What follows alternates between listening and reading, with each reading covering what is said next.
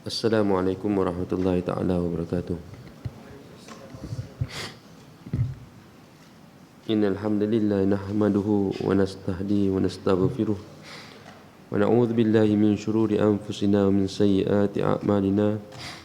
Man yahdihillahu fala mudilla lahu wa man yudlilhu fala hadiya lahu. Wa nashhadu anna Muhammadan 'abduhu wa rasuluh. Ballagha ar-risalah wa adda al-amanah wa nasaha al-ummah وجاهد في الله حق جهاده. قال الله تعالى بعد أعوذ بالله من الشيطان الرجيم بسم الله الرحمن الرحيم كنتم خير أمة أخرجت للناس تأمرون بالمعروف وتنهون عن المنكر وتؤمنون بالله. وقال الله تعالى في مقام آخر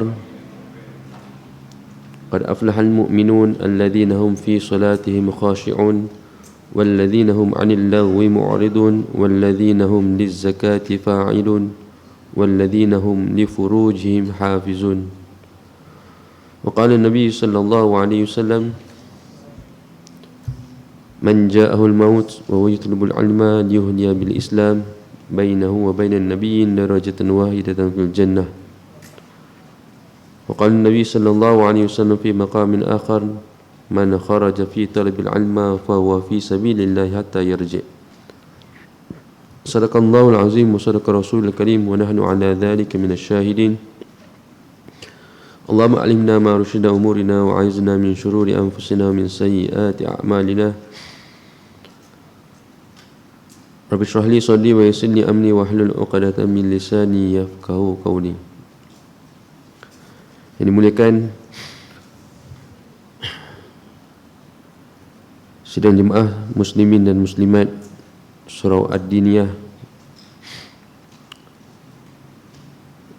para pelajar-pelajar sekalian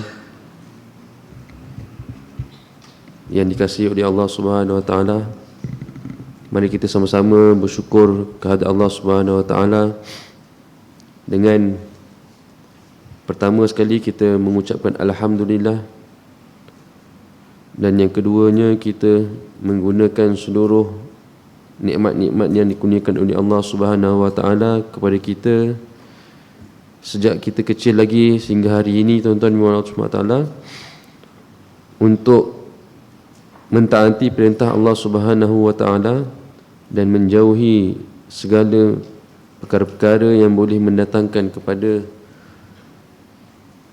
memaksiati Allah Subhanahu wa taala. Moga dengan perkara tersebut, iaitu dengan ucapan alhamdulillah dan menggunakan segala nikmat-nikmat tadi untuk meredakan Allah Subhanahu wa taala, Allah Subhanahu wa taala menambahkan lagi nikmat tersebut dan redha ke atas kita. Dan terakhir sekali, tuan-tuan yang Allah Subhanahu wa taala, Allah Subhanahu wa taala menjadikan kehidupan kita selepas mati adalah kehidupan yang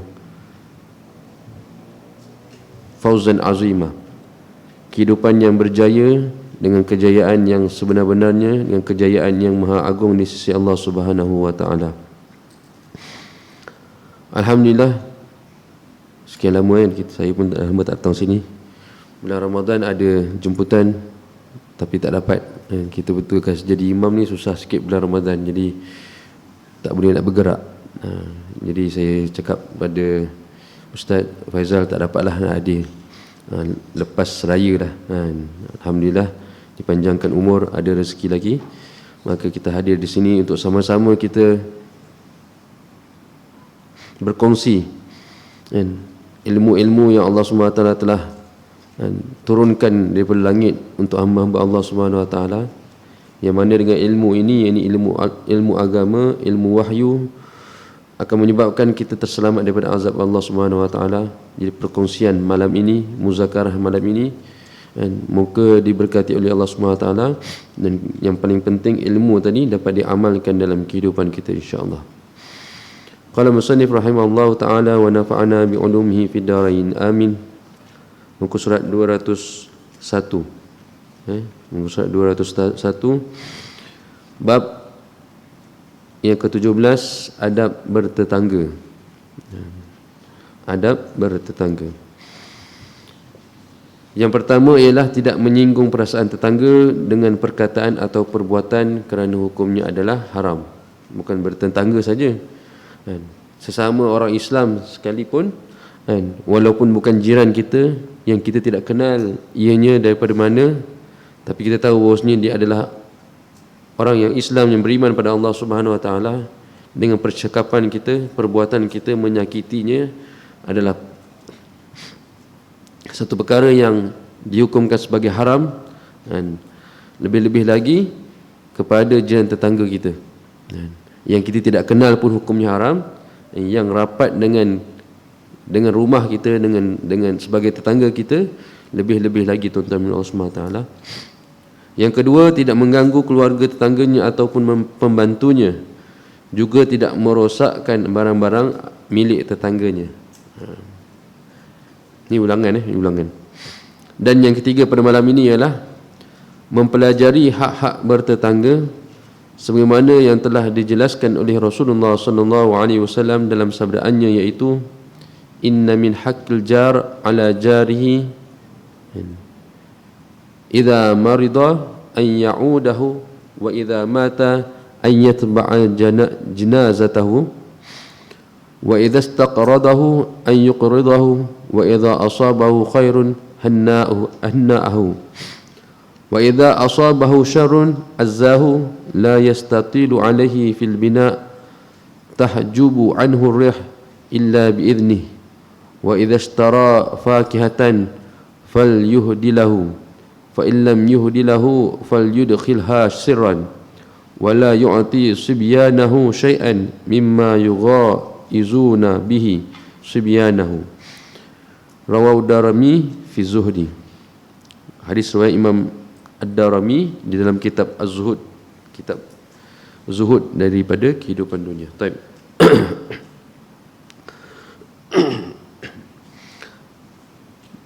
Terjemahan daripada hadis tadi ialah sesungguhnya di antara hak-hak tetangga atas tetangganya, hak kita terhadap jiran kita.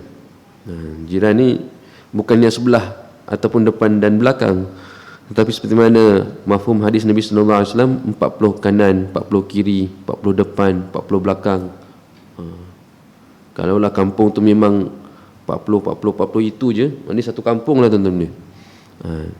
Sejauh mana jiran pintu tu ada 40 yang belah kanan, itu semua dikira sebagai jiran kita. Dan setengah orang dia mengatakan bahawasanya kalau pergi mana-mana ada orang yang satu kampungnya dia akan beritahu bahawasanya dia ni bukan satu kampung, jiran. Walaupun dia duduk ujung kampung, tapi dia jiran saya. Orang macam ni bagus. Kadang-kadang tuan-tuan Allah SWT ada dekat kampung pun saya pun ada juga orang yang macam ni. Dia kalau waktu malam, dia sering lepas solat isyak, dia akan pusing kampung. Ujung-ujung kampung dia naik motor, dia pusing. Kalau apa-apa ada yang boleh dibantu, dibantu. Kalau tak ada apa-apa pun dia akan pusing sebelum dia balik rumah. Pagi mungkin dia bekerja, dia tak sempat nak ziarah siapa-siapa. Tapi waktu malam, selepas solat isyak, sebelum balik tadi, dia akan pusing satu kampung, di ujung kampung, kemudian baru balik rumah. Dapat bagi salam. Saya nampak, saya kadang-kadang ada orang perasan, kadang ada orang tak perasan. Saya perasan kampung saya ada orang yang macam ni. Kalau kita pergi mana-mana, dia akan beritahu bahawasanya walaupun ujung kampung pun, dia akan beritahu bahawasanya pada orang lain bahawasanya itu adalah jiran saya. Ujung kampung, kampung besar, berpuluh-puluh, beratus-ratus rumah tuan-tuan dia. Tapi yang di hujung kampung pun dia tahu siapa yang duduk di sana. Di lorong ni siapa duduk di sini, anak dia berapa orang, siapa yang duduk di dalam rumah tersebut, berapa kelamin, semua dia tahu. Ini bukan hak, bukannya kerja ketua kampung je, bukan kerja imam-imam saja. Siapa saja yang Islam selayaknya melakukan perkara ini. Kalau di zaman Sayyidina Umar radhiyallahu anhu, dia adalah pemimpin yang mengetahui semua rakyat jelatanya di bawahan dia. Sehingga orang yang jarang-jarang masuk kampung, orang yang memasuki kampung dia ataupun masuk ke Madinah pada waktu malam, dia tahu bahawasanya dia bukan orang kampung, bukan orang Madinah. Itulah Sayyidina Umar radhiyallahu anhu, sebab dia tahu siapa yang duduk di Madinah. Kalau ada orang yang bermusafir datang daripada luar kampung, dia tahu bahawasanya ni orang musafir dan dia singgah saja di Madinah dan dia menyempurnakan hajat si musafir tadi. Biasa kita dengar hadis dia, kita biasa kena dengar dia punya kisah dia. Satu keluarga yang datang ke Madinah, yang bermalam di padang pasir di hujung kota Madinah. Sayyidina Umar radhiyallahu anhu membantu kaum ahli keluarga tersebut, membantu ahli keluarga tersebut sehingga disempurnakan makannya, tempat tinggalnya, anaknya yang sakit dirawati, yang kelaparan disempurnakan hajatnya. Inilah Sayyidina Umar radhiyallahu anhu. Dia pemimpin, dia ketua kampung. Tapi jika bukan ketua kampung pun, tuan-tuan Allah SWT, kalau kita ada bersifat seperti ini, alhamdulillah, itu yang terbaiklah. Baik. Ni hak jiran terhadap jiran. Sesungguhnya di antara hak tetangga atas tetangganya, iaitu jika jirannya atau tetangganya dalam keadaan sakit, maka hendaklah menjenguknya, ziarah. Walaupun sakitnya demam biasa je, walaupun sakitnya demam biasa. Biasanya setiap hari kita boleh jumpa dia di surau di masjid. Satu hari tu pakcik tu tak ada, kita dah risau. Kita tahu rumah di mana, kita ziarah dia. Rupanya pakcik sihat, cuma tak boleh nak berjalan. Sebab apa? Terpijak kaca, luka kaki, tak boleh berjalan.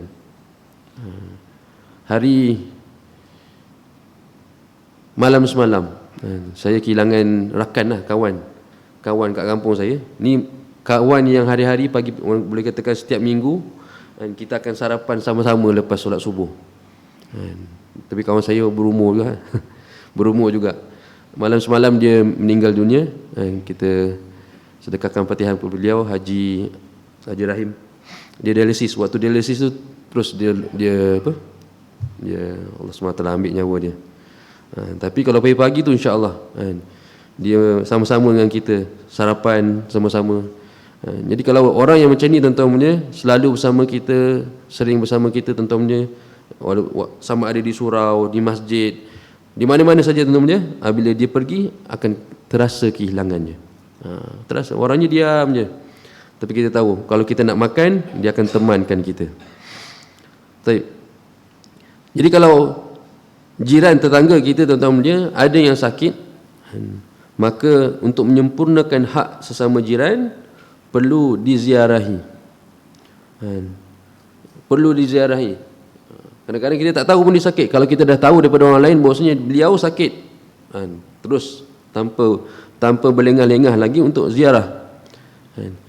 Kalaulah memang setiap hari kita bersama dia, satu hari, dua hari tak jumpa, terus ziarah. Para ulama beritahu bahawasanya kalau boleh satu kampung, satu orang di dalam ahli qaryah kita kena jumpa dia sebulan 2 kali. Lepas 15 hari kita jumpa dia, 15 hari yang kedua kita kena jumpa dia. Kena jumpa dia untuk kali yang kedua.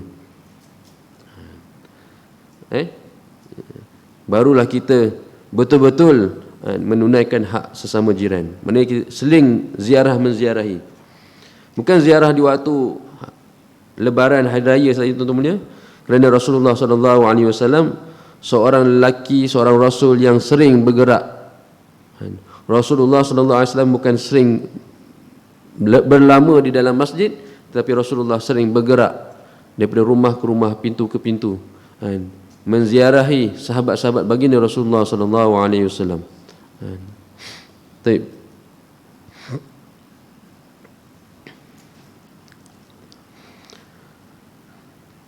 Jika dia meninggal dunia, maka hendaklah dia ikut memakamkan jenazahnya jiran. Kalau boleh kita dengar saja jiran kita dia meninggal dunia, tuan-tuan dia, kita ziarahnya. Yang terbaik sampai ke pemakaman ataupun ke tanah kuburan, untuk kita menyempurnakan hak sesama jiran. Akhir, maknanya ini hak yang terakhir untuk kita sesama jiran. Lepas ni dah tak ada dah. Mungkin sepanjang hayat dia, kita berjiran dengan dia sakit kita ziarah, dia tak cukup makan, kita bagi makan. Apa lagi dalam dia? Kalau dia bagi salam, kita jawab salam.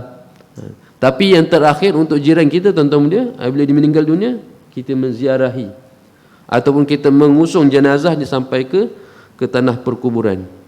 Hak yang terakhir ini, tuan-tuan, yang terakhir untuk sesama jiran. Jadi sebab itu, tuan-tuan, Allah SWT, kalau dekat kampung-kampung kat sini pun mungkin, kalau ada orang meninggal dunia, terus kita pasang ayat Al-Quran, buat iklan, sampaikan kepada seluruh ahli kampung. Mungkin pemergiannya waktu malam kita tak tahu.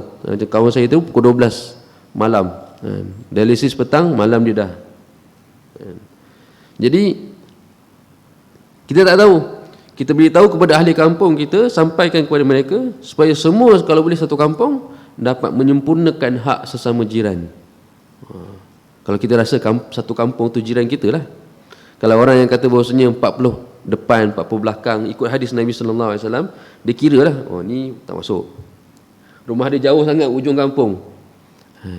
Tapi kalau dia rasa bahawasanya satu kampung tu adalah jiran dia, siapa-siapa saja yang meninggal dunia, tuan-tuan Allah SWT, dia akan turut menyempurnakan jenazah tersebut, melepaskan kefarduan kifayahnya, tuan-tuan mulia, dan menyempurnakan hak sesama jiran. Jika dia akan meminjam sesuatu, maka pinjamilah. Maknanya dia ingin nak pinjam sesuatu benda daripada kita, beri pinjamlah kepadanya. Kita kalau dah rapat dengan jiran, insya-Allah pinjam apa, insya-Allah kita yakin dia akan pulangkan balik. Silap-silap jiran yang rapat ni, pinjam satu pulangkan dua, kan?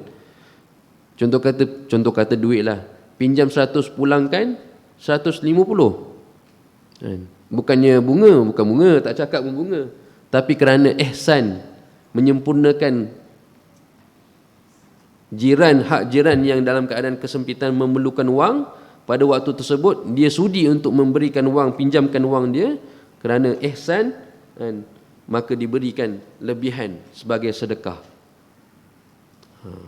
Itu kalau kita ada hubungan dengan sesama jiran. Kalau tidak, tuan-tuan mulia, kalau tak ada hubungan dengan sesama jiran, maka jiran dalam kepayahan, dia nak minta pun dia malu, nak mohon pertolongan pun dia takut. Sebab apa? Tidak pernah berhubung. Tapi kalau kita sering berhubung dengan sesama jiran kita, insya-Allah dia tak segan nak meminjam. Kalau dia tak segan nak minjam, maknanya dia betul-betul dekat dengan kita. Dan waktu kita dalam kesusahan, kita tak segan untuk meminta bantuan daripada dia.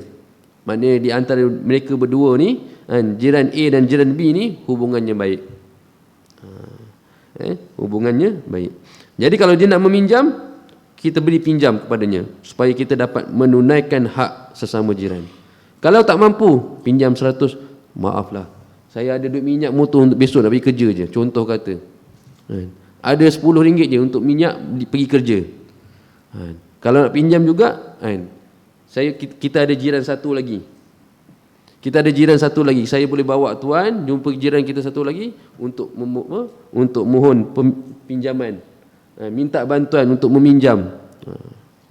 Maknanya tuan-tuan Allah SWT sama-sama menyelesaikan masalah jiran kita tadi, tuan-tuan mulia. Jika dia mendapat kebaikan, maka ucapkanlah selamat kepadanya.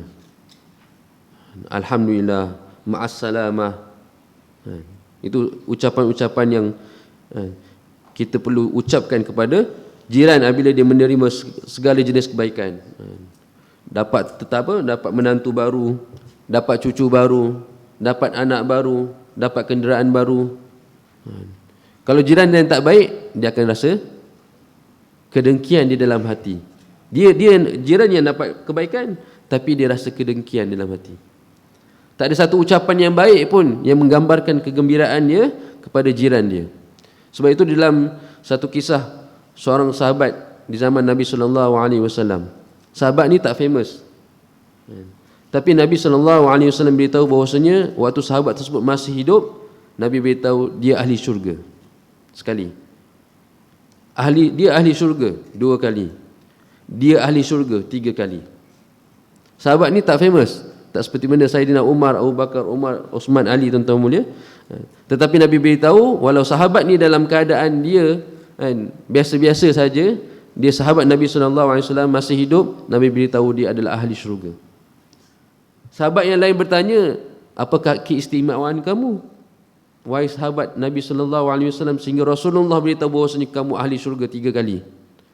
Cakap, kalau Nabi beritahu khabarkan kamu ahli syurga sekali pun dah cukup. Syurga tuan-tuan mulia, kan? Nabi beritahu, Nabi yang beritahu khabarkan, pengkhabaran Nabi SAW benar, bahawasanya Nabi beritahu bahawasanya kamu ahli syurga. Sekali pun cukup dah, kami percaya dah. Tapi Nabi beritahu 3 kali. Sahabat tadi tanya kepada sahabat yang tadi, yang diberitahu bahawasanya ahli syurga tadi, apakah amalan kamu sehingga begitu sekali? Dia beritahu bahawasanya aku tak ada amalan yang luar biasa, sama je macam sahabat yang lain, puasa, solat, zakat, haji, semua perintah-perintah Allah SWT ditunaikan. Tak ada apa beza. Mungkin 2 perkara yang ada pada aku yang menyebabkan Allah SWT beritahu bahawasanya aku ahli syurga. Pertama, dia senantiasa memaafkan orang lain. Tak bermusuh dengan siapa-siapa. Orang bermusuh dengan dia, dimaafkan. Orang bermusuh dengan dia, dimaafkan. Ini sifat pertama dia, sering memaafkan orang. Sebab tu kalau kita nak tidur ni, salah satu adab yang Nabi ajar dalam sebelum kita tidur, kita maafkan orang sekeliling kita. Baru seronok nak tidur. Kalau kita tidur dalam keadaan berdendam, geram, geram dengan kawan kita yang macam-macam lah tuan-tuan, dengan si fulan, susah nak tidur, gelisah nak tidur, tidur tak tenang, tidur tak menjadikan kerehatan kepada kita. Tapi orang yang dia tidur, dia maafkan siapa saja yang ada di keliling dia, hari-hari yang dia jumpa, di tempat kerja, di kedai, di mana-mana, di surau, di masjid, yang memang orang tu yang menzalimi dia, dia maafkan. Itu yang Nabi beritahu dalam hadis Nabi SAW, wa'afu amman zalamak, maafkan ataupun berikan keampunan bagi orang yang menzalimi kamu. Orang tu menzalimi dia, sepatutnya dia minta maaf kepada kita, tapi dia yang beri kemaafan pertama sekali. Itu yang Nabi SAW sampaikan. Nabi beritahu bahawasanya kalau orang tu buat jahat kepada kita, kita yang bagi kemaafan kepada dia. Bukannya menunggu kemaafan daripada orang yang buat zalim kepada kita. Itu sifat Nabi. Orang buat jahat kepada kita, disampaikan ataupun diberi yang pertama kali kepadanya adalah perkara-perkara yang baik. Jadi sahabat tadi, tuan-tuan Allah SWT, sebelum dia sering memaafkan orang. Dan yang kedua, dia tidak pernah berasa dengki ataupun iri hati kepada kebaikan orang terhadap dia. 2 benda. Dia tak pernah bermusuh dengan orang, sering memaafkan orang walaupun orang bermusuh dengan dia. Yang kedua, tuan-tuan Allah SWT, dia tak pernah terasa hati atau tak pernah berdengki ataupun tidak pernah iri hati, tak pernah jealous dengan segala kebaikan yang dimiliki oleh orang lain. Sedangkan sifat iri hati ni ada yang bagus. Seorang tu dia dikurniakan ilmu agama kepadanya, kita beriri hati dengannya, boleh? Tanpa apa kita memudaratkan sahabat kita, itu boleh, tak ada masalah. Tapi sahabat ni tuan-tuan mulia, apa kebaikan yang didatangkan kepada orang lain, dia sedikit pun tidak iri hati, tidak rasa jealous, sehingga 2 sifat ni tuan-tuan mulia Allah SWT menyebabkan dia ahli syurga. Jika kita nak seperti itu, sering-seringlah cek ataupun kita muhasabah diri kita, adakah kita mempunyai sifat yang seperti itu. 2, memberi maaf kepada orang dan sering tidak beriri hati dengan kebaikan yang diterima oleh orang lain.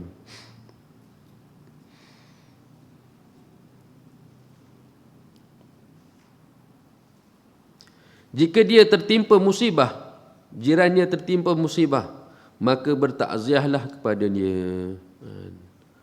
Saya ucapkan takziah, inna lillahi wa inna ilaihi raji'un. Itu tarji'. Takziah ni saya ucapkan takziah je lah. Inna lillahi wa inna ilaihi raji'un, itu tarji'. Lafaz tarji'. Kalau ada apa musibah kepada kawan kita, jiran kita, tuan mulia, segerakan mengucapkan takziah kepadanya. Ucapkan takziah. Bukannya nak perli ke apa, tapi inilah kan, untuk menunaikan hak sesama jiran.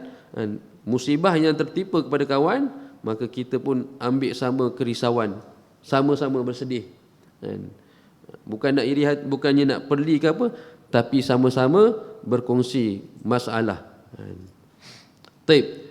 Dan janganlah meninggikan bangunan rumah kecuali dengan izinnya.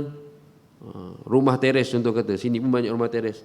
Kalau kita teres ni kan, dia punya design daripada developer tu, daripada pemaju 2 tingkat lah. Kita nak naik 3 tingkat, minta izin orang kanan dan kiri kita. Boleh tak naik? Itu kalau pemaju kata boleh, naik boleh dah satu. Kemudian kita pun kepada jiran kena minta izin. Perlu pada permohonan izin. Jika apa? Dan janganlah meninggikan bangunan rumahnya kecuali dengan izin jirannya. Semua 1 tingkat, tiba-tiba kita nak naik 2 tingkat. Pemaju kata boleh dengan syarat-syarat dia yang sekian-sekian. Tapi kita sesama jiran juga perlu meminta keizinan. Kalau tak dapat keizinan, tak boleh lah. Kalau tak dapat keizinan daripada jiran kita, tuan-tuan mulia, tak boleh lah. Tapi kalau kita dah buat hubungan baik sesama jiran, insya-Allah, dia kata tak apa, insya-Allah Tuhan ada rezeki. Kami pun tak ada masalah. Tapi kalau kita sebelum ni tak pernah bertegur siapa, tak ada hubungan baik sesama jiran, silap-silap nak minta izin macam ni, tak dapat keizinan. Tapi nak beritahu bahawasanya perlu pada keizinan daripada jiran untuk menunaikan hak sesama jiran. Kerana apa tuan-tuan mulia? Angin yang berlalu yang menerpa rumah jiran kita, kita dah tahan dah angin tersebut, tuan-tuan mulia. Mungkin jiran kita akan jadi kepanasan dengan sebab bangunan kita, tuan-tuan mulia, maka perlu pada keizinan daripada jiran kita, tuan-tuan mulia. Tapi kalau buat bangunan, tuan-tuan mulia, tinggikan bangunan dan melebihi ruang tanah dia, tuan-tuan mulia, itu tak boleh lah, memang tak boleh lah. Kalau jiran yang baik betul-betul, tak apa. Itu jiran betul-betul baik. Tak apa. Awak punya satu bilik daripada rumah kamu atas rumah saya, tak ada masalah. Betul-betul bagus jiran. Tapi sebenarnya tidak boleh kecuali ada keizinan lah. Kerana hal tersebut dapat menghalangi tiupan angin ke rumahnya. Setiap manusia perlu ataupun berhak terhadap angin yang Allah SWT jalankan kepada rumahnya. Jadi kalau kita tutup, tuan-tuan mulia, maka angin tersebut tidak masuk ke rumah jiran kita, kecualilah kita nak membina bangunan kita dengan keizinan daripada jiran kita. Dan jika kamu membeli buah-buahan, maka berilah dia, beli makanan, sedap ke tak sedap, satu benda yang rasa-rasa dia pun tak ada, kita pun tak ada, contoh kata beli buah temikai, tak ada siapa pun tanah buah temikai, kita bawa balik, tuan-tuan mulia. Waktu yang sama juga kita beli untuk jiran kita, maka kita menunaikan hak sesama jiran. Dan jika kamu tidak ingin memberinya, maka masukkanlah buah-buahan tersebut secara sembunyi-sembunyi, supaya jiran tak nampak. Kadang-kadang apa benda, tuan-tuan mulia, kadang jiran kita tengok, dia beli buah durian, dapat bau je, buah tak dapat. Itu tak bagus tu. Itu tak bagus. Jadi kalau nak rasa-rasa tak mampu nak beli untuk jiran kita, beli buah durian sembunyi-sembunyi masuk dalam rumah tanpa ada memberi kesan bau ke apa, tuan-tuan mulia, dia pun tak tahu, maka alhamdulillah tak apa. Tapi kalau ada beri kesan bau, maka tunaikan hak sesama jiran dengan belikan juga untuk jiran kita. Dan janganlah memberikan sesuatu kepada anaknya yang masih kecil yang dapat menyebabkan mereka, yakni anak-anak tetangga kita, jiran kita, marah ataupun cemburu. Kita beri kepada anak kita, tapi tak beri kepada anak jiran. Dan mereka berkelahi, mereka cemburu sesama mereka, tuan-tuan mulia. Itu pun tak menunaikan hak sesama jiran. Tapi kalau sebelah memang tak ada anak, sebelah tak ada anak, tak apa.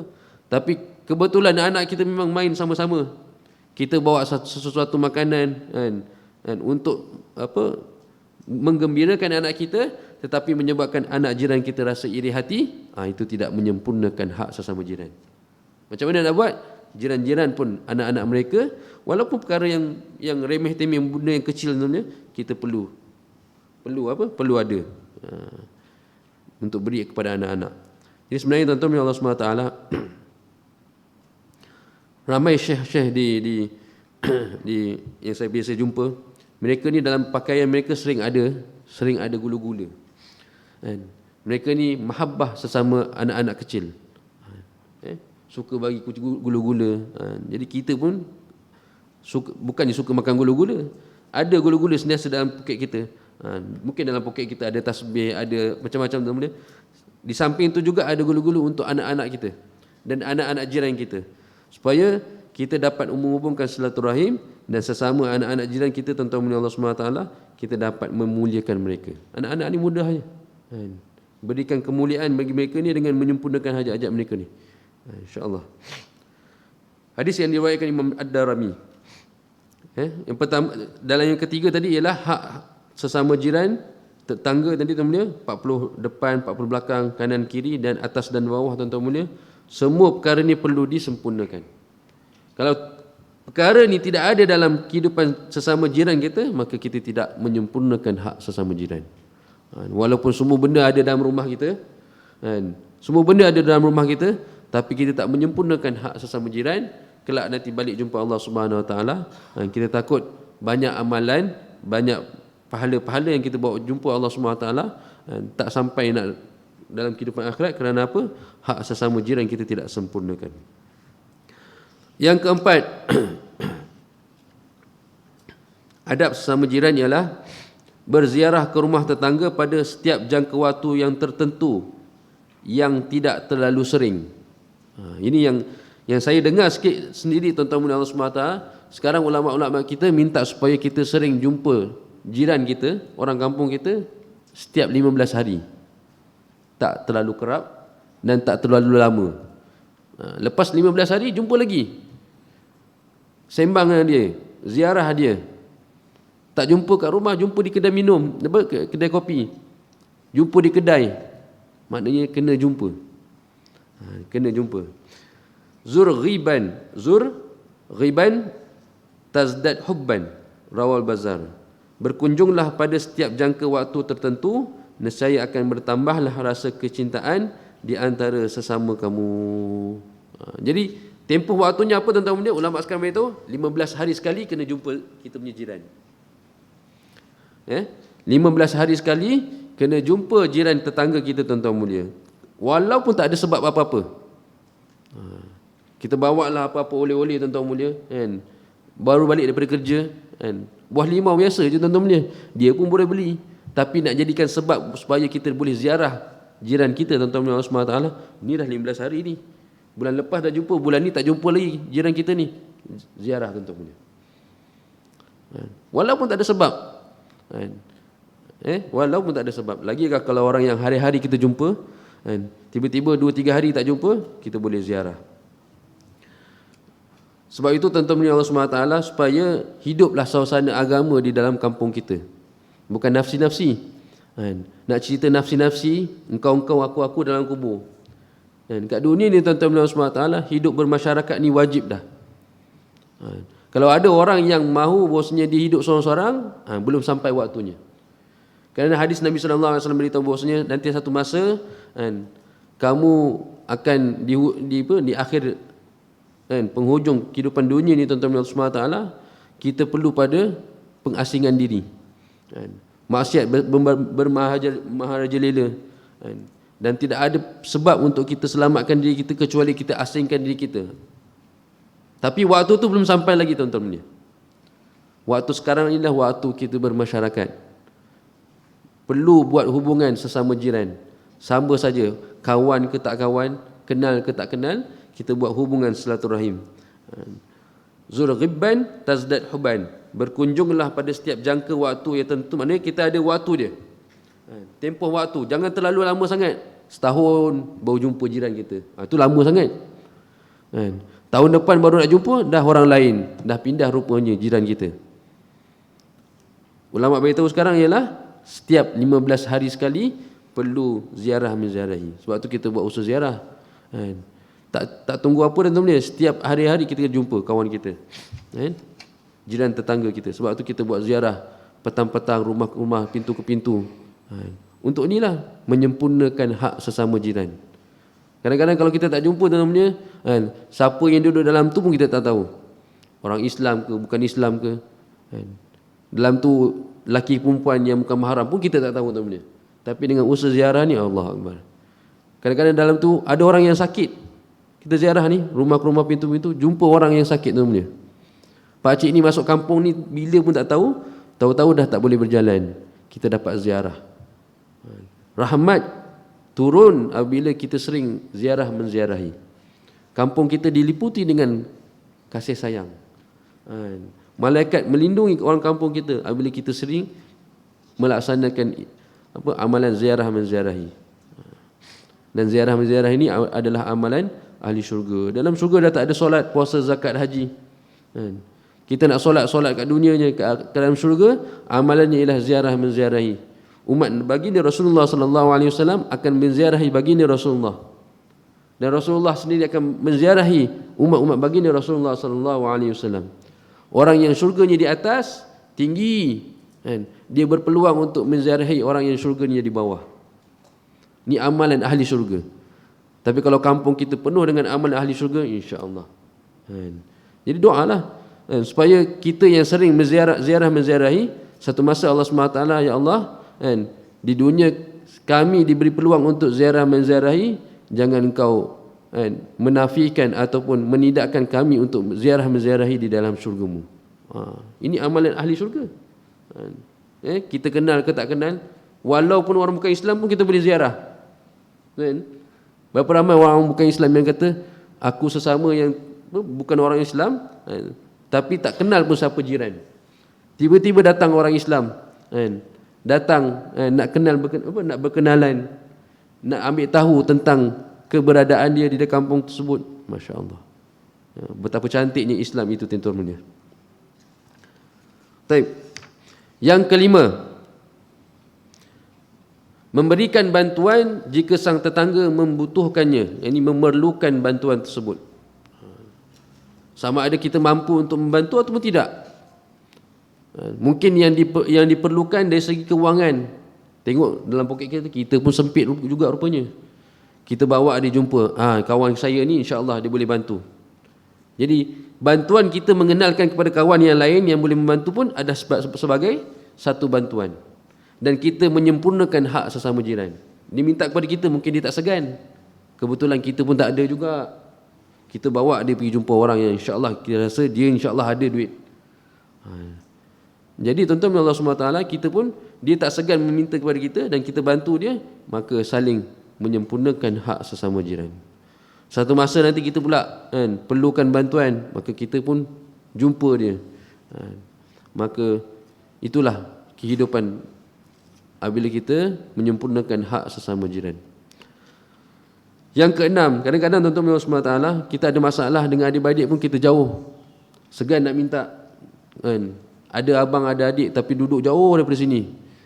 Kerana kita akrab dan rapat dengan jiran kita, setiap kesusahan dapat disempurnakan sesama jiran. Tak perlu tanya adik-beradik. Boleh tanya dengan adik-beradik, tapi kerana jarang-jarang jumpa, kita lebih dekat dengan jiran kita, maka hajat kita dapat disempurnakan sesama jiran. Yang keenam, tidak membiarkan tetangga dalam keadaan lapar. Berilah makanan untuknya sesuai kemampuan. Kemampuan siapa? Kemampuan kita. Berdasarkan sabda Rasulullah sallallahu alaihi wasallam, "Laisal muslimul ladzi yashba' wa jaruhu ja'iun illa jambihi." Bukanlah termasuk seorang muslim yang baik jika dia membiarkan tetangganya dalam keadaan lapar sedangkan dirinya dalam keadaan kenyang.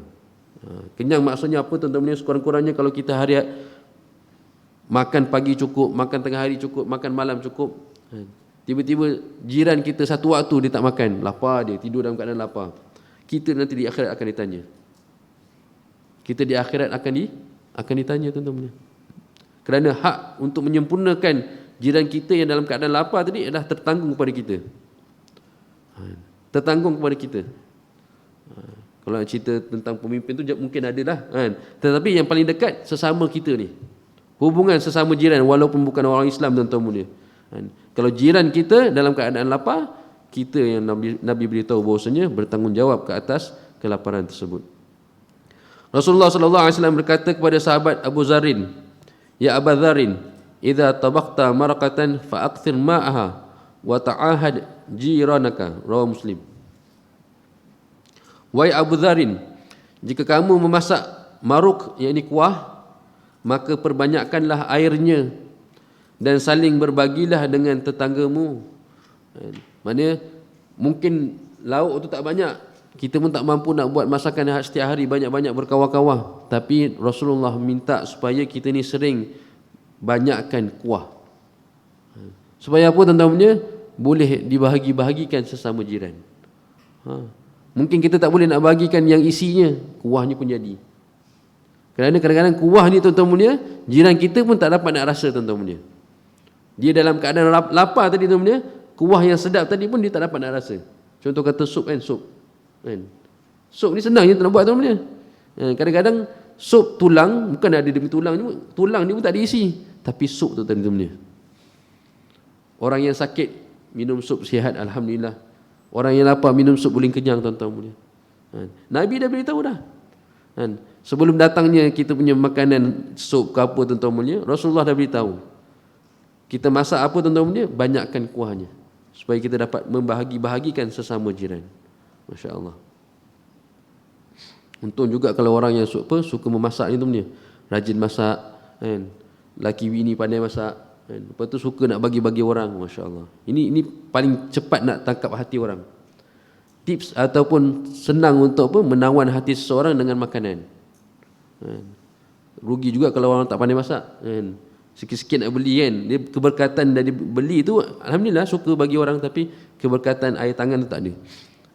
Tapi orang yang suka masak, lepas tu suka memberi makan kepada orang lain, insya-Allah dia senang untuk menawan hati seseorang.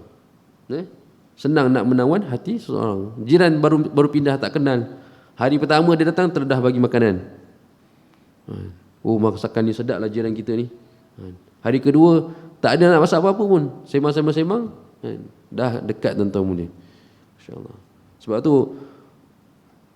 Sebab tu orang kampung orang-orang lama-lama, tuan-tuan mulia, datuk nenek kita ni, kalau dia orang ni kalau buat kenduri kendara, dia orang kumpul. Dia orang kumpul, tuan-tuan mulia. Salah satu sebabnya ialah yang kita boleh nampak bahawasanya dengan makanan tadi, tuan-tuan mulia, dapat dibahagi-bahagikan dan kasih sayang dapat wujud dalam waktu kita menyediakan makanan tadi. Seterusnya, yang ketujuh, menjenguk jiran ketika dia sedang sakit. Jenguk jiran kita apabila dia dalam keadaan sakit. Kita duduk dekat Sungai Buloh, kalau orang sakit semua beritahu bahawasanya semua masuk hospital Sungai Buloh. Jadi kita kena tahu bila waktu dia sesuai untuk ziarah, tingkat mana. Jadi semua sakit, semua pergi Sungai Buloh. Jadi surau, masjid semua ada dia punya lujnah ataupun AJK yang mereka bergerak untuk menziarahi orang-orang terutama yang biasa datang ke masjid.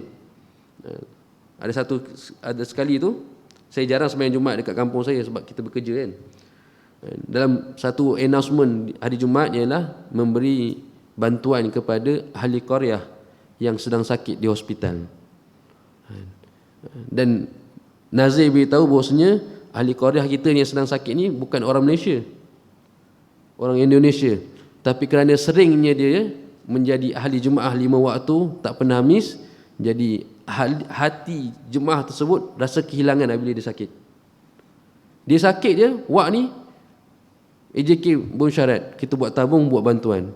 Sudah tentu dia dalam keadaan susah, bukan orang Indonesia masuk hospital kerajaan, tahu dia berapa bayarannya kan. Jadi kita orang yang sering bersama, dia solat bersama-sama, zikir bersama-sama, doa bersama-sama, orang macam ni bila dia hilang, kita akan rasa kehilangan. Nak membantu mudah aja. bantuan terus dapat sampai ke tempat ni tuan-tuan, dapat membantu orang yang macam ni. Jadi sering menjenguk orang yang sakit. Sebab tu kadang-kadang kita biasa kat surau dan masjid ni ada mesyuarat harian. Kita selalu beritahu siapa yang sakit orang kampung kita. Kita ziarah dia. Kalau boleh, siapa yang datang ke masjid, sering datang ke masjid, tiba-tiba dia sakit, walaupun demam, walaupun tak dapat datang sebab sesama ke apa, kita ziarahi dia. Itu salah satu agenda setiap hari yang kita nak mesyuaratkan, supaya wujud jemaah ataupun kawan-kawan kita seorang dua orang yang dapat hidupkan ziarah ni. Hidupkan ziarah sesama kita. Oh, orang surau datang, orang masjid datang apa? Ziarah pakcik kita, ziarah ayah kita, abang kita kerana sakit, tuan-tuan mulia. Tapi tak semestinya orang surau masjid je yang kita ziarah. Siapa-siapa saja, tuan-tuan mulia, orang kampung kita ziarahi mereka. Yang ke-8, tidak ikut campur dalam urusan sang tetangga. Maksudnya urusan apa? Anak beranak, urusan suami isteri, mungkin ada masalah, mungkin ada bergaduh ke apa, tuan-tuan mulia, bertelingkah, tuan mulia, jangan kita ambil masuk campur tentang perkara tersebut. Kita masuk campur perkara-perkara yang luar-luaran saja. Nak bantuan kita bantu, nak pertolongan kita tolong, itu saja. Yang sensitif untuk diambil tahu, kita tinggalkan. Baik. Yang ke-9, menghadiri acara yang diadakan oleh tetangga jika tidak terdapat uzur halangan. Rumah terbuka ni, masih lagi minggu akhir ni, ada rumah terbuka, kalau boleh kita mampu, kita sampai dalam dia. Kalau tak mampu kita sampai, kerana keuzuran. Apa keuzurannya? Jalan jam. Jauh, tak jauh, kampung sebelah, tapi punyalah ramai, tak sampai juga, tuan-tuan mulia. Maka tak apa, itu adalah keuzuran.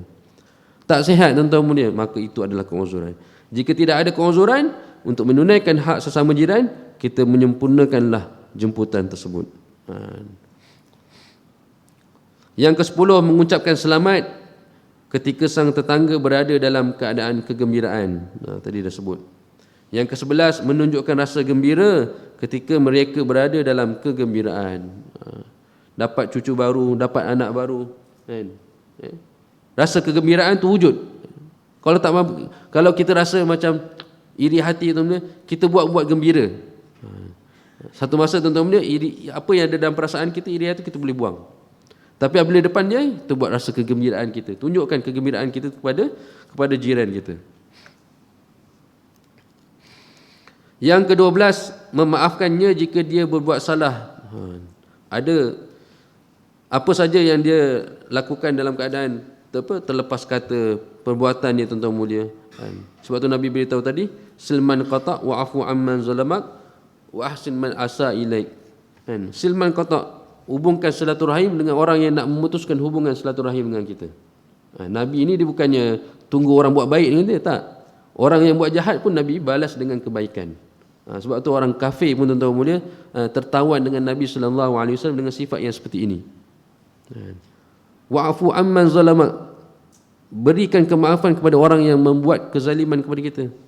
Bukan orang baik je kita bagi kemaafan. Orang yang buat zalim, yang terang-terang bahawasanya dia adalah pesalah dan kita benar, kita beri kemaafan. Itu sifat Nabi. Wa ahsin man asa ilaik, dan buat baik kepada orang yang buat buruk kepada kita. Nabi tak pernah buat buruk, tak pernah membalaskan keburukan kepada orang yang buat buruk kepada Nabi. Berapa ramai kisah yang kita lihat, orang kafir, orang yang sebelum orang kafir sebelum masuk Islam, berapa ramai yang nak bunuh Nabi SAW. Berapa ramai yang nak bunuh Nabi, tapi Nabi SAW doakan kebaikan. Umar radhiyallahu anhu orang yang nak bunuh Nabi, tapi Nabi minta doa, ya Allah, kau kuatkanlah Islam dengan dua Umar, Abu Jahal ataupun Sayyidina Umar radhiyallahu anhu. Allah pilih Sayyidina Umar radhiyallahu anhu. Ulama beritahu bahawa Nabi doa ni pada waktu malam Jumaat. Sebab tu malam Jumaat punya doa makbul. Kalau boleh Yasin, sini kadang-kadang ada Yasin, kadang tak ada kan. Kalau tak ada Yasin pun, tuan-tuan dia, malam Jumaat kita perbanyakkan doa. Di antara doa yang makbul, Rasulullah doa untuk Sayyidina Umar radhiyallahu anhu, Allah SWT terima pada malam Jumaat. Nak beritahu bahawasanya Nabi ni, orang yang nak bunuh Nabi pun Nabi doakan kebaikan. Orang yang nak bunuh Nabi, nak memudaratkan Nabi SAW, Nabi doa, ya Allah. Di Taif, penduduk Taif semua nak membinasakan Nabi SAW. Nabi doakan kebaikan. Ya Allah, umat aku tak tahu. Moga cucu cicit daripada kaum Bani Saqif, yang ini orang-orang Taif, dapat hidayah daripada Allah Subhanahu Wa Taala. Nabi bukan doakan mereka yang buat keburukan kepada Nabi sallallahu alaihi wasallam saja, tapi anak cucu cicit orang-orang Taif, Nabi sallallahu alaihi wasallam doakan kebaikan. Ini Nabi sallallahu alaihi wasallam.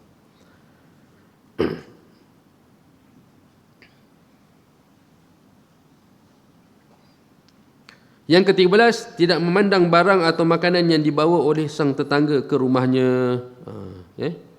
Kita kalau nak buat makanan, sorok-sorok, jiran kita kalau jadi jiran, nampak jiran kita membawa makanan yang sedap-sedap, kita jangan duk tengok. Kita akan rasa, mungkin akan rasa iri hati, itu ada sifat yang tak baik. Jadi jangan. Yang ke-14, menjaga rumahnya jika mereka bepergian. Kadang-kadang kita tak ada, jiran tidak ada di taman kita, tuan-tuan, kita lah penjaganya. Semua kita jaga. Bukan kucing dia je, tuan-tuan. Sekarang orang banyak kucing. Dia nak balik kampung, tuan-tuan, kucing pun dia dah risau. Macam mana, siapa nak jaga, tuan-tuan. Tapi kalau ada jiran, insya-Allah jiran pun boleh jaga. Bukan itu je, tuan-tuan, tanam-tanaman, binatang ternakan, semuanya dalam penjagaan jiran apabila jiran berpergian, untuk menunaikan hak sesama jiran. Maknanya kita ni buat baik dengan jiran kita, sampai yang seperti itu pun kita dapat jaga, tuan-tuan. Bukan hak milik yang benda yang hidup je, benda yang mati pun. Pintu pagar tak tutup, kita tutupkan. Jiran kita pergi hujan lebat, ada dia punya sidayan dia, tuan-tuan, kita angkatkan. Ini kita menyempurnakan hak sesama jiran. Maknanya bukan hak, tapi berbuat baik terhadap jiran kita, tuan-tuan mulia. Yang terakhir untuk malam ni ialah yang ke-15, menasihati tetangga secara lembut jika dia melakukan hal-hal yang dilarang oleh syariat. Bukan diam. Jiran yang baik bukan diam dalam perkara-perkara mungkar. Jiran yang baik, dia berlemah lembut dalam bernasihat untuk mencegah perkara-perkara yang dilakukan, perkara-perkara mungkar yang dilakukan oleh jiran. Kalau kita diam dalam perkara-perkara mungkar, itu adalah dosa kepada kita. Sekurang-kurangnya untuk melepaskan tanggungjawab kita sebagai jiran, sebagai sesama Islam, pertama sekali ialah menasihati. Menasihati jiran kita dengan lemah lembut. Man ra'a minkum munkaran falyughayyiru biyadihi. Kita lihat kemungkaran, kita cegah dengan tangan. Tak mampu dengan tangan, dengan mulut. Jika tidak mampu, mulut pun tak mampu juga, tuan-tuan mulia. Kita dah cuba, dah cakap, dia pun tak nak dengar. Sekurang-kurangnya ada rasa benci terhadap kemungkaran yang dia lakukan. Jangan kita dah tahu, tak apalah, kubur masing-masing. Tidak, tuan-tuan mulia. Bukan cerita kubur masing-masing. Kat dunia ni, tuan-tuan mulia, apabila ditimpa musibah kerana kemungkaran yang dilakukan setengah manusia, maka musibah tersebut menyeluruh kepada orang yang soleh, kepada orang yang tahu tetapi tidak menyampaikan kebaikan. Jadi wajib terhadap kita untuk mencegahnya. Pertama dengan tangan, dengan mulut, tuan-tuan mulia, sekurang-kurangnya kena rasa benci di dalam hati kita terhadap kemungkaran yang dilakukan. Jadi kalau jiran kita melakukan kemungkaran, kita kena tolong nasihat. Tapi kalau kita dah buat hubungan baik dengan sesama jiran, insya-Allah secara setakat nak nasihat ni, insya-Allah dia boleh dengar. Jiran kita, kita dah hari-hari kita bagi dia makan. Kalau pergi kedai minum kopi, kita belanja, tuan-tuan mulia. Tiba-tiba satu kemungkaran dia telah lakukan, kita pun cakap, kita bagi nasihat, insya-Allah dia boleh dengar. Tapi kalau kita tak pernah buat hubungan dengan jiran kita, kau siapa? Tiba-tiba aku buat maksiat, tiba-tiba kamu nak tegur. Waktu aku dalam kelaparan, kamu tak pernah tolong. Waktu aku dalam kesusahan, kamu tak pernah tolong. Waktu aku dalam sakit, kamu tak pernah ziarah. Jadi dia kena balik kepada kita. Jadi sebelum perkara ini susah untuk dilakukan, kita kena buat hubungan baik sesama jiran kita. Seperti mana hadis Nabi sallallahu alaihi wasallam, mafhumnya berkurang, seolah-olah bahawasanya jiran ni boleh mendapat harta pewarisan kerana sering dinasihati oleh Jibril alaihi salam, sempurnakanlah, jagalah hak sesama jiran, jagalah hak sesama jiran, sehingga Rasulullah rasakan bahawasanya hak pewarisan boleh kepada jiran-jiran. Rupanya tidak. Kerana besar pentingnya untuk menjaga hak sesama jiran. Jadi kalau kita dah buat baik, buat hubungan baik sesama jiran, insya-Allah tuan-tuan Allah SWT, untuk menasihati mereka juga adalah satu perkara yang mudah. Insya-Allah. Sampai sini saja untuk malam ni. Moga Allah SWT beri taufik dan hidayah kepada kita untuk kita sama-sama menyempurnakan hak sesama jiran. Itu yang wajib. Yang lebih baik daripada itu ialah kita beradab sesama jiran. Kita sukakan jiran kita. Jangan keburukan kita menyebabkan jiran kita akan rasa susah. Kalau kita rasa kita baik tapi jiran kita tak rasa selesa dengan kita, maknanya kita belum baik lagi. Jangan declare kita sebagai orang yang baik kalau jika jiran kita pun tak seronok dengan kita. Jadi kena berbuat baik kepada orang lain, terutama jiran kita. InsyaAllah Allah SWT akan turunkan rahmah, kasih sayang dalam kehidupan kita bermasyarakat sesama jiran kita, insyaAllah. Bismillahirrahmanirrahim. Alhamdulillahirabbil alamin wassalatu wassalamu ala asyrafil anbiya'i wal mursalin wa ala alihi washabbihi ajmain. Allahumma inna nas'aluka fahaman nabiyyin wa hifdzal mursalin wal malaikatil muqarrabin. Allahumma aghnina bil ilmi wa zayyina bil hilmi wa akrimna bit taqwa wa jammilna bil afiyah. Allahumma ij'al jama'na hadza jam'an marhuma wa tafarraqna min ba'di tafarruqan ma'suma. Allahumma hadina wa hdi bina wa hdina jami'a wa ja'alna sababan man ihtada. Allahumma ansuril Islam wal muslimin min masyariqil ardi wa magharibiha. Rabbana atina fid dunya hasanah wa fil akhirati hasanah wa qina adzabannar. Walhamdulillahi rabbil alamin.